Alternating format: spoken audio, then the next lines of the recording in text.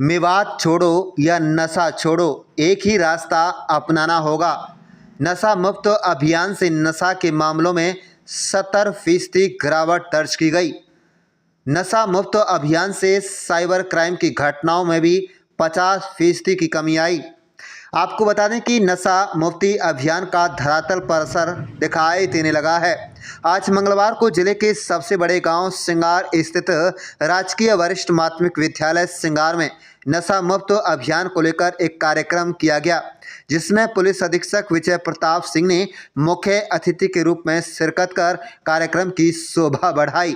Police कप्तान विजय प्रताप सिंह ने कहा है कि जब से नशा मुक्त अभियान की शुरुआत नूंह जिले में की गई है, उसका बड़ा असर अब दिखाई देने लगा है। उन्होंने कहा कि नशा तस्करी के मामलों में 70% तक कमी देखने को मिल रही है।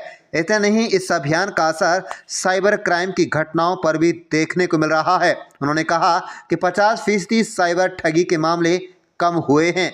इसके साथ साथ अन्य सामाजिक बुराइयों में भी इस अभियान से कमी आएगी। उन्होंने सिंगार गांव की जनता के साथ साथ आसपास के गांव के गणमान्य लोगों को भरोसा दिलाया कि आमजन जो भरोसा पुलिस मदद के लिए उनसे करता है, उससे 2 गुना ज़्यादा मदद नशा तस्करों, नशाखोरों को खदेड़ने के लिए पुलिस विभाग की तरफ से की जाएगी।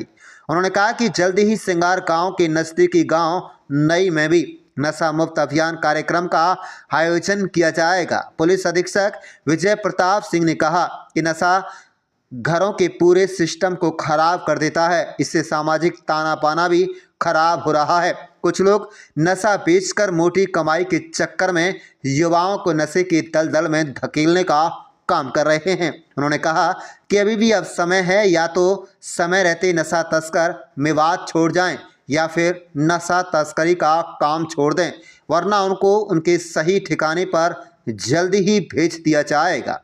आपको बता दें कि अब तक नशा मुक्त अभियान के तहत आधा दर्जन से अधिक जिले के बड़े गांव में कार्यक्रम हो चुके हैं। लगातार इस तरह के कार्यक्रम बड़े पैमाने पर चल रहे हैं। अब गांव के लोग पुलिस अधीक्षक विजय प्रताप सिंह के पास अपने अपने गांव में कार्यक्रम करने के लिए आग्रह करते हुए दिखाई पड़ रहे हैं।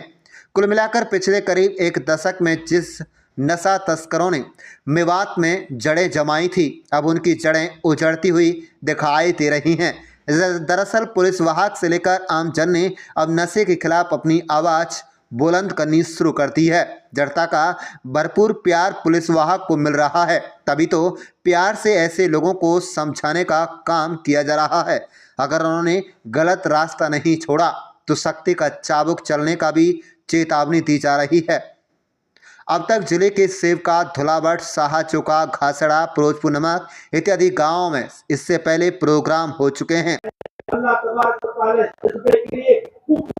खिलाफ जंग है, विवाद की लोगों की जंग है, और उसमें प्रशासन भी एक संजीदा साथी बना है, वो पूरे विवाद के साथ है। तो करीब ये 10वें गांव में हमारा ये प्रोग्राम हुआ है और बड़ा शानदार लोगों ने इसमें सहयोग किया है। ये मुझे लगता है कि अब ये जन जागरण एक पीपल्स मूवमेंट जिसको बोलते हैं वैसा बन गया है और उम्मीद है कि हम इसी तरीके से आगे बढ़ते रहेंगे और नशे को मेवात से खत्म कर देंगे। जहाँ तक लोगों के इसमें भाग लेने की ताल्लुकात की बात है, तो ये सवाल तो बेहतर तौर पर उन्हीं से पूछा जाए कि वो नदारद क्यों है, जो भी है नदारद क्यों है।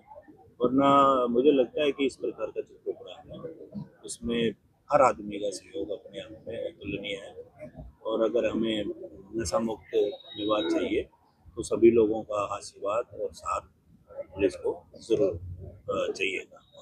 आप बिल्कुल, अगर कोई इस प्रकार से जो स्पष्ट तौर पे कोई ड्रग पेडलर है, गलत काम कर रहा है, ठगी कर रहा है और उसमें इस प्रकार से लोग, अगर कोई गणमान्य आदमी उसकी सिफारिश करता है तो कहीं ना कहीं दाल में काला जरूर होता है। हम कोशिश करेंगे कि इस प्रकार की बातों की तह तक जाएं और अगर वो उनका भी कोई अगर रोल है तो वो भी स्पष्ट हो और लोगों के सामने आए, उनकी नीयत का भी पता चले और उनका समाज निर्माण में जो रोल होना चाहिए उससे वो क्यों भटके हैं, इस बात का भी लोगों को पता लगे। बिल्कुल, ये तो मैं बिल्कुल गारंटी से कह रहा हूँ कि करीब करीब करीब 60-70% जो नशे की जो खेप थी, जो सप्लाई थी, वो कर्टेल हो चुकी है। उसमें जो सप्लाई लाइन है वो टूट गई है। और यही नहीं, जो ठगी के भी मामले जो बाहर से जो यहाँ के लोग बाहर के लोगों से ठगी कर रहे थे, उसमें भी 50% की यथावत गिरावट है, स्पष्ट तौर पर गिरावट सर, ये देखा जाता था। है। बड़ा बदलाव मैं जो पिछले 1-1.5 महीने से देख रहा हूँ, वो यही है कि जिस प्रकार से जनता जागृत हुई है और लोगों ने ठाना है, बहुत से लोगों ने अच्छे से लीड भी किया है, उनकी एनर्जी को ठीक से सिनर्जाइज भी किया, चैनलाइज किया है। तो स्पष्ट तौर पे हम देख रहे हैं कि पहली बार यहाँ बदमाश किस्म के लोग हैं, वो डिफेंसिव है और जनता अग्रसर है। तो मुझे लगता नहीं जो जनता चाहती है उस काम को कभी रोका जा सकता है।